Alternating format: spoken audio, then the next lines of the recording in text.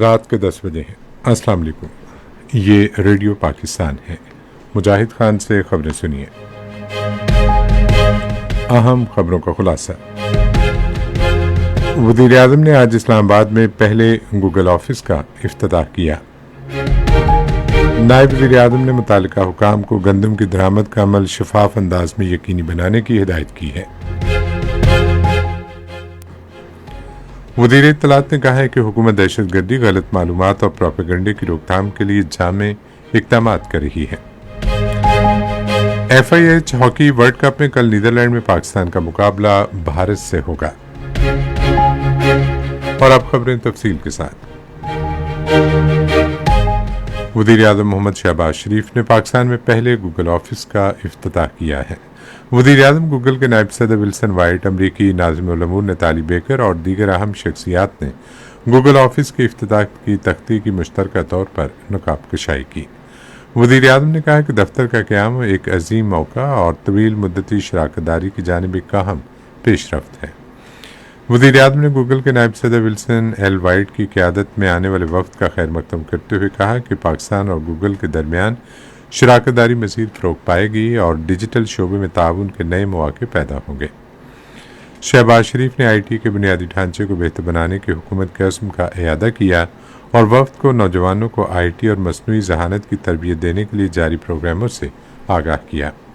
اس موقع پر گوگل کے نائب صدر ولسن وائٹ نے کہا کہ گوگل ایک دہائی سے زائد عرصے سے پاکستان میں سرمایہ کاری کر رہا ہے۔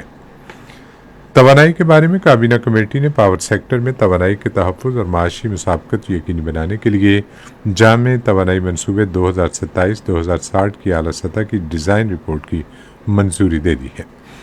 یہ منظوری آج اسلام آباد میں وزیر اعظم محمد شہباز شریف کی زیر صدارت توانائی سے متعلق کابینہ کمیٹی کے اجلاس میں دی گئی۔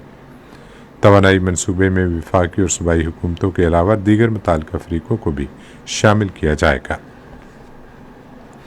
نائب وزیر اعظم اسحاق ڈار نے متعلقہ حکام کو ہدایت کی ہے کہ گندم کی درآمد کا عمل مکمل شفافیت اور تمام صوبوں کے ساتھ قریبی رابطے کے ذریعے یقینی بنایا جائے۔ انہوں نے یہ ہدایت آج اسلام آباد میں گندم کی درآمد سے متعلق اسٹیئرنگ کمیٹی کے اجلاس کی صدارت کرتے ہوئے دی۔ انہوں نے یقین دلایا کہ حکومت گندم سمیت ضروری اشیاء خورونوش کی مناسب فراہمی اور قیمتوں میں استحکام یقینی بنانے کے لیے صوبوں کی مدد جاری رکھنے کے عزم پر قائم ہے۔ وزیر اطلاعات و نشریات عطا اللہ طارق نے کہا ہے کہ حکومت دہشت گردی، غلط معلومات اور پروپیگنڈے کی روک تھام کے لیے جامع اقدامات کر رہی ہے۔ آج اسلام آباد میں ایک ورکشاپ سے خطاب کرتے ہوئے انہوں نے کہا کہ قومی لائحہ عمل کے تحت گزشتہ 2.5 برسوں کے دوران دہشت گردی کے خلاف جنگ میں نمایاں پیش رفت ہوئی ہے۔ عطا اللہ طارق نے کہا کہ دہشت گردی میں بیرونی قوتوں کے ملوث ہونے کے امکان کو رد نہیں کیا جا سکتا۔ انہوں نے نگرانی اور دہشت گردی کے خلاف مؤثر اقدامات کی اہمیت پر زور دیا۔ وفاقی وزیر موسمیاتی تبدیلی اور ماحولیاتی رابطہ کاری ڈاکٹر مصدق مسعود ملک نے پاکستان میں بڑھتی فضائی آلودگی سے نمٹنے کے لیے فوری، مربوط اور قابل پیمائش اقدامات پر زور دیا ہے۔ آج اسلام آباد میں ایک ورکشاپ سے خطاب کرتے ہوئے انہوں نے کہا کہ صاف ہوا کو انسانی صحت اور وقار کے لیے بنیادی ضرورت سمجھنا چاہیے۔ وفاقی وزیر نے کہا کہ پاکستان کو محض پالیسی وعدوں سے آگے بڑھ کر نیشنل کلین ایئر پالیسی کو واضح ترجیحات، ذمہ داریوں، مالی وسائل اور مقررہ مدت پر مبنی قابل عمل منصوبے میں تبدیل کرنا ہوگا۔ انہوں نے کہا کہ حکومت ادارہ جاتی انتظامات اور مختلف شعبوں میں اقدامات کو مزید مؤثر، قابل پیمائش اور قابل نفاذ بنانے کے لیے وزارت میں نیشنل کلین ایئر سیکریٹریٹ کے قیام کی تجویز پر غور کر رہی ہے۔ قومی ہنگامی امدادی ادارے نے ملک کے مختلف علاقوں میں پیر تک گلیشیئر، جھیلوں کے پھٹنے سے آنے والے سیلاب، مٹی کے تودے گرنے اور دریاؤں میں پانی کی سطح بڑھنے کے ممکنہ خطرات کا انتباہ جاری کیا ہے۔ انتباہ کے مطابق گلگت بلتستان، خیبر پختونخوا اور آزاد جموں کشمیر کے حساس پہاڑی علاقوں میں گلیشیئر اور برف پگھلنے، درجہ حرارت میں اضافے اور مانسون بارشوں کے باعث اچانک سیلاب اور ملبے کے بہاؤ کا خطرہ ہے۔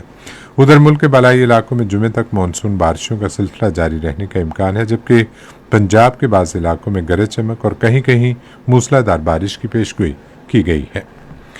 FIH हॉकी वर्ल्ड कप में कल नीदरलैंड में पाकिस्तान का मुकाबला भारत से होगा। मैच शाम 6 बजे शुरू होगा।